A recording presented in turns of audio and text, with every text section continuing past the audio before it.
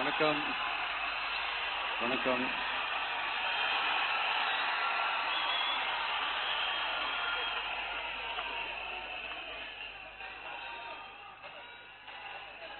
என்ன சொல்றது, எப்படி ஆரம்பிக்கிறதுன்னு தெரியல.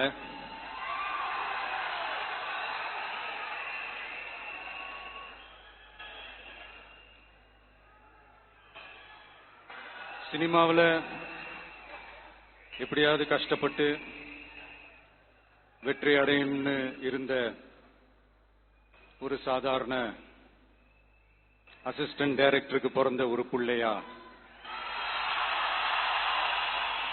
எனக்கும் வாழ்க்கையில வறுமைனா என்னன்னு எனக்கு நல்லாவே தெரியும், பசினா என்னன்னு எனக்கு நல்லாவே தெரியும். நான் ஒன்னும் பெரிய மன்னர் பரம்பரையில இருந்தெல்லாம் வந்துடல. உங்களை மாதிரிதான், உங்கள ஒருத்த மாதிரிதான், உங்க குடும்பத்துல ஒருத்த மாதிரிதான், உங்க புள்ள மாதிரிதான், உங்க மகன் மாதிரிதான், உங்க அண்ணன் மாதிரிதான், உங்க தம்பி மாதிரிதான்.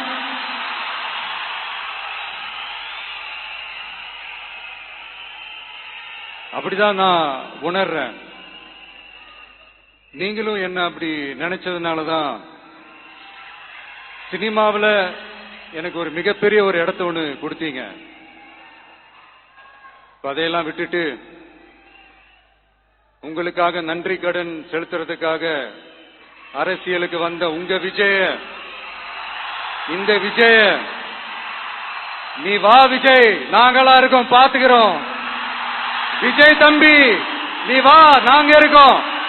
விஜி தம்பி நீ வா, நாங்க இருக்கோம்.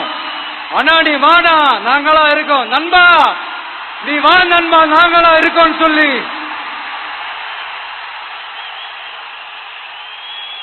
அவ்வளவு அன்பா, அவ்வளவு உறவா என்ன ஏத்துக்கிட்டீங்க. இந்த நேரத்தில் இதை நான் சொல்லணும். இந்த டிராவல்ல, இந்த ப்ராசஸ்ல எனக்கு எவ்வளவோ கஷ்டங்கள், எனக்கு எவ்வளவோ இந்த அவமானப்படுத்தினதெல்லாம் ஒரு பக்கம் இருந்தாலும், எனக்காக கூட நின்ன உங்களுக்கும் அதே மாதிரி கஷ்டங்கள், அதே மாதிரி அவமானங்கள், அதையெல்லாம் நீங்க பெருசா எடுத்துக்காம, அதையெல்லாம் நீங்க பொருட்டாவே எடுத்துக்காம, என்னோட வலிகளை, என்னோட வேதனைகளை உங்களோட தான் நினைச்சு என் கூடவே நின்னு இன்னைக்கு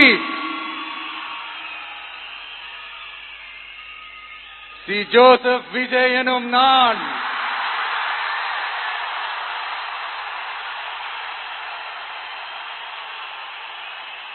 அத உண்மையாக்கி இருக்கிறீங்க. உண்மையிலே எனக்கு என்ன சொல்றதுன்னு எனக்கு தெரியல. என்னுடைய உறவுகளே, என்னுடைய சொந்தங்களே, நான் ஒன்னும் தேவ தூதன்லாம் கிடையாது. நானும் ஒரு இயல்பான ஒரு வாழ்க்கை வாழ்ற ஒரு சாதாரணமான மனுஷன்தான். நான் முன்னாடியே சொன்ன மாதிரி அது செய்வேன் இது செய்வேன்னு பொய்யான வாக்குறுதிகள்லாம் கொடுத்து உங்களை நான் ஏமாத்த மாட்டேன். எது சாத்தியமோ அது மட்டும்தான் நான் செய்வேன். இம்மிடியட்டா உங்க மனசுல ஒரு கேள்வி ஒண்ணு வரலாம், அப்ப சாத்தியம் இல்லாததை செய்ய மாட்டாங்களா, செய்ய முடியாதா அப்படின்ற ஒரு கேள்வி ஒண்ணு வரலாம். இத்தனை கோடி மக்கள் என் கூட இருக்கும் போது எது வந்தாலும் பாத்துக்கலாம், என்ன வந்தாலும் பாத்துக்கலாம் அப்படின்ற அந்த கான்பிடன்ஸ் என் மனசுல இருக்கு. இன்னொரு விஷயமும் நான் இங்க சொல்லணும். இன்னைக்கு நம்ம தமிழ்நாடு கவர்மெண்ட் இருக்கிற அந்த நிலைமையை பத்தி நான் உங்ககிட்ட நான் சொல்லணும். கிட்டத்தட்ட 10 லட்சம் கோடிக்கு மேல கடன் வாங்கி வச்சுட்டு போயிருக்கிற இன்னைக்கு அந்த தமிழ்நாடு அரசு இருக்கிறப்போ, கஜானாவை சுத்தமா தொடச்சி வலிச்சு வச்சுட்டு போயிருக்கிறப்போ, தூக்க முடியாத சுமையை ஏத்தி வச்சுட்டு போயிருக்கிறப்போ,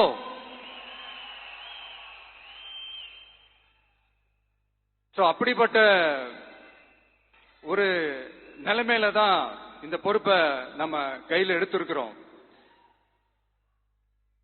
உடனே நீங்க நினைக்கலாம், என்னடா இவர் ஏதோ பொறி வச்சு பேசுறாரா அப்படின்ட்டு. அப்படிலாம் எதுவுமே கிடையாது.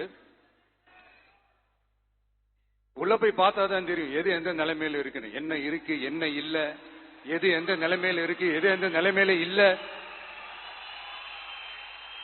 சோ அதையெல்லாம் பார்த்துட்டு உங்களுக்கு ஒரு வெள்ளை அறிக்கையா அதை வெளியிடணும்னு நான் நினைக்கிறேன். ஒரு டிரான்ஸ்பரண்டான ஒரு கவர்மெண்டா, அதாவது இன்னைக்கு நம்ம தமிழ்நாடு கவர்மெண்ட் இந்த நிலைமையில தான் இருக்கு அப்படின்றத உங்ககிட்ட சொல்லிட்டு I just want to take it forward from there. அதைத்தான் நான் முதல்ல செய்யணும்னு நினைக்கிறேன். தமிழ்நாடு பொறுத்த வரைக்கும் இப்ப யாரையாவது போய் ஏதாவது சந்திக்கணும் அப்படின்னா இந்த மூஞ்ச மூடிக்கிட்டு போய் சந்திக்கிறதோ, என்ன இந்த மறைமுகமா உங்களுக்கு தெரியாம போய் சந்திக்கிறதோ அப்படி எல்லாம் நான் செய்ய மாட்டேன். எதுவா இருந்தாலும் வெளிப்படையாக ஒளிவு மறைவு இல்லாம தான் நான் செய்வேன். இவ்வளவு பெரிய ஒரு பொறுப்பை என் கையில கொடுத்திருக்கிறீங்க. அதே நேரத்தில் எனக்கு கொஞ்சம் அவகாசமும் நீங்க கொடுக்கணும்னு நான் ரிக்வெஸ்ட் பண்ணி கேட்டுக்கிறேன். நான் சொன்னதையெல்லாம் படிப்படியா நிறைவேற்ற நான் ட்ரை பண்ணுவேன், நிறைவேற்றுவேன். அதே நேரத்தில் எனக்கு கொஞ்சம் அவகாசம் கொடுத்தீங்கன்னா எனக்கு கொஞ்சம் உதவியாகவும் ஒத்துழைப்பாகவும் இருக்கும். இது உங்களுடைய ஆட்சி. பெண்கள் பாதுகாப்பை ரொம்ப ஸ்ட்ரிக்டா வச்சிருப்பேன். போதைப் பொருள் கலாச்சாரம் அதை கண்ட்ரோல் பண்றதுக்கு என்னென்ன ஸ்டெப்ஸ் எடுக்கணும், என்னென்ன முயற்சிகள் எடுக்கணும், இன்னிலிருந்து அதை நான் எடுப்பேன். நம்ம பசங்களை அதுல இருந்து காப்பாற்ற வேண்டியது நம்ம அரசனுடைய பொறுப்பு. அதே மாதிரி சட்டம் ஒழுங்கு எல்லாருக்குமான பாதுகாப்பை நான் உறுதிப்படுத்துவேன். என்ன அவமானப்படுத்துறவங்களாகவே இருந்தாலும், என்ன கஷ்டப்படுத்துறவங்களாகவே இருந்தாலும் அவங்களும் என் மக்கள் தானே. நண்பர்களாக இருந்தாலும் எதிரிகளாக இருந்தாலும் 8 கோடி மக்களும் என் மக்கள் தானே.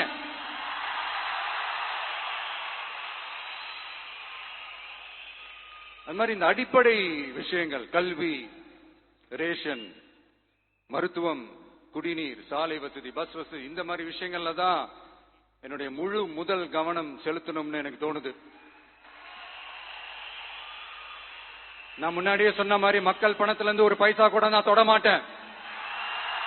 எனக்கு அது அவசியமும் இல்ல. அது உங்களுக்கு நல்லாவே தெரியும். இந்த விஜய் தப்பு பண்ண மாட்டான், தப்பு பண்ணவும் விட மாட்டான்.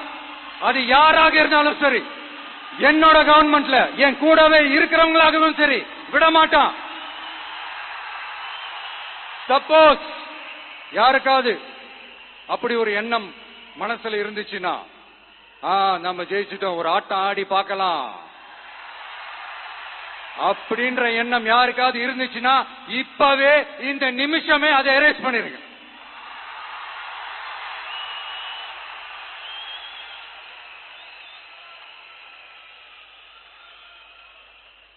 இங்க ஒரே சென்டர் தான், என் தலைமையில் உண்டான சென்டர்.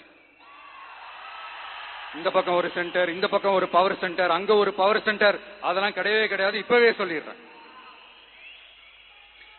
பெண்கள், இளைஞர்கள், விவசாயிகள், அரசு ஊழியர்கள், ஆசிரியர்கள், உழைக்கிற மக்கள், மீனவர்கள் எல்லாருமே நம்ம டிவிக்கு அரசுல நல்லா இருப்போம், நல்லா இருப்போம், நல்லா இருப்போம். பிறப்புக்கும் எல்லா உயிர்க்கும் அப்படின்றத நம்ம சமரசம் இல்லாத அடிப்படை கோட்பாடு. சிறுபான்மை சகோதரர்களே, உங்களுக்காக நம்ம டிவிக்கு அரசு கூடவே நிற்கும். உங்களுக்கு அதுல எந்த விதமான சந்தேகமும் வேணாம். இந்து, முஸ்லிம், கிறிஸ்தவர்களுக்கான முகம்தான் இந்த விஜயனுடைய முகம். அதுல 100% நீங்க இந்த விஜயை நம்பலாம். இப்படி ஒரு சூழலை ஏற்படுத்தி கொடுத்த தமிழ்நாட்டு மக்கள், ஒட்டுமொத்த மக்கள், உங்கள் அனைவருக்கும் இந்த நேரத்தில் என்னுடைய நன்றியை தெரிவிச்சு, இன்னொருத்தவங்களுக்கு முக்கியமா நான் நன்றி சொல்லணும். அது இந்த விஜய் மாமாவோட குட்டி நண்பா நன்றி.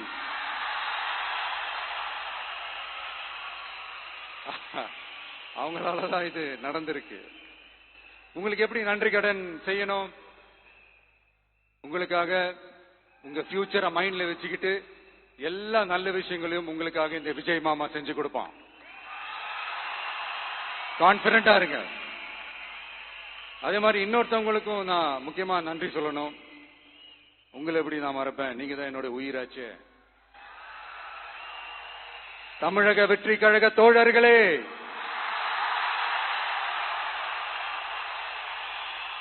உண்மையில சொல்லணும்னா நீங்க இல்லைன்னா எதுவுமே இல்ல. என்னோட கழக தோழர்களுக்கும், கழக நிர்வாகிகளுக்கும், வாக்கு சாவடி முகவர்களுக்கும் My dear virtual warriors, உங்கள் அனைவருக்கும் கோடான கோடி நன்றிகள். வாங்க எல்லாருமா சேர்ந்து ஒரு fresh governance, ஒரு new governance ஒன்னு கொடுப்போம். This is a new beginning.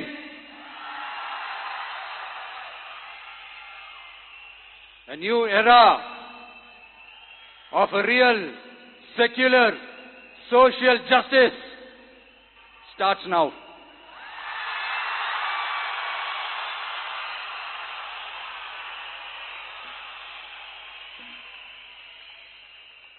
மக்கள் நலன்களை மட்டுமே லட்சியமாக கொண்ட நமது அரசுக்கு பக்கபலமாக நின்று ஆதரவை வழங்கியுள்ள காங்கிரஸ் பேரியக்கத்தின் தலைவர் மதிப்புக்குரிய திரு மல்லிகார்ஜுன் கார்கே அவர்களை, பாராளுமன்ற எதிர்க்கட்சி தலைவர் மதிப்புக்குரிய மை பிரதர் திரு ராகுல் காந்தி அவர்கள், காங்கிரஸ் கட்சியின் பொதுச் செயலாளர் மதிப்புக்குரிய திரு கே.சி. வேணுகோபால் அவர்கள், தமிழ்நாடு காங்கிரஸ் தலைவர் மதிப்புக்குரிய திரு செல்வ பெருந்தகை அவர்கள், என்னுடைய நண்பர் பிரவீன் சக்கரவர்த்தி அவர்கள், சிபிஐஎம் கட்சியின் தேசிய பொதுச் செயலாளர் மதிப்புக்குரிய தோழர் திரு M.A. பேபி அவர்கள், மாநில செயலாளர் மதிப்புக்குரிய தோழர் திரு பி. சண்முகம் அவர்கள், அரசியல் தலைமை குழு உறுப்பினர் மதிப்புக்குரிய தோழர் திரு கே. பாலகிருஷ்ணன் அவர்கள், பாராளுமன்ற உறுப்பினர் மதிப்புக்குரிய தோழர் திரு சு. வெங்கடேசன் அவர்கள்,